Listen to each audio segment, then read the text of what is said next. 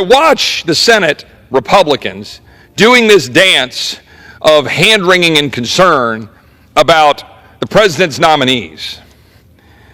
The president was elected by the American people to change this town. He has nominated people who want to change this town. If you want to go overturn every rock of everybody's past and then say that they are not capable or they don't deserve to serve in a position like Secretary of Defense, as is currently occurring with the targeted attacks on Pete Hegseth, well, maybe you should take the board out of your eye. I'm not saying that we don't have standards that are appropriate in the advise and consent process. We do and we should. I'm a believer in that and separation of powers. But the president also is deserving of the courtesy and the respect of his own party in particular, of the individuals he's nominating to change the town. He was elected to change it. You don't like Tulsi because she's a Democrat? Get over it. She's not anymore. She's a Republican now, but she was. In this chamber, I served with her. She was a Democrat. You don't like Bobby Kennedy because he's from the iconic Democrat family? Get over it. I don't agree with Bobby Kennedy on a lot of different things, but I agree with him that we need to fundamentally change our healthcare system, that we need to make America healthy again. I agree with Tulsi that we've been involved in endless wars and endless conflict that is draining our resources and undermining the men and women in uniform. I agree with Pete Hegseth that wokeism is destroying the United States military. I agree with Pete that we don't need to have endless wars. I agree with Pete that we ought to have somebody who's served in battle and understands it, who's at the top of the Pentagon, rather than the brass who, frankly, often like the ribbons more than actually doing the work that is necessary to defend this country. I like the fact that we have people that the president is nominating that will take on the establishment and take on, for example, the FBI with Kash Patel.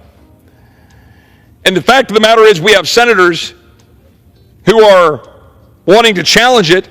For example, the senator from Iowa who's going after Pete Hegseth, or seemingly being critical. Same individual, by the way, says and voted for an NDAA that would draft our daughters and has been fighting to draft our daughters, and I tell her, you'll do that over my dead body. There will be no draft of my daughter. Voted for the Marriage Act to codify gay marriage. Went out to her constituents and talked about how the horrible Senate border bill was somehow a good bill and then scolded President Trump for opposing it. Voted for Garland for AG, voted for Lloyd Austin for defense, voted for Buttigieg for DOT, voted for Janet Yellen, voted for Ukraine's borders over America's borders. And with all due respect to the senator from Iowa, you're not where the American people are. President Trump is. And Pete Hegseth is. We have an obligation to change this town or we're going to lose this country. If Republicans do not deliver, if we do not do what we said we would do, this party will end. There will not be a Republican Party if we fail in this term, this Congress, to deliver. That's not hyperbole. It's true. We will go the way of the Whigs. We will secure the border. We will return order to our streets. We will cut spending. We will move towards balancing our budgets. We will nominate and confirm, as the president has nominated, we will confirm people who will change this town, take on the bureaucracy. We will listen to and work with Elon and Vivek, root out the waste and fraud, but do it ourselves. Pass bills that actually get the job done. We will undo the damage of the Biden administration, replace it with a legacy that our kids and grandkids can be proud of. Root out the wokeism, root out all of the DEI and the critical race theory. Kill it. Kill it now. We will do these things or we will not exist. And we will organize ourselves as a conference to do those things or we won't succeed. Our job between now, the first week of December, and the first week of January is to get our heads in the right places. They currently aren't there. We are not structured right now to deliver.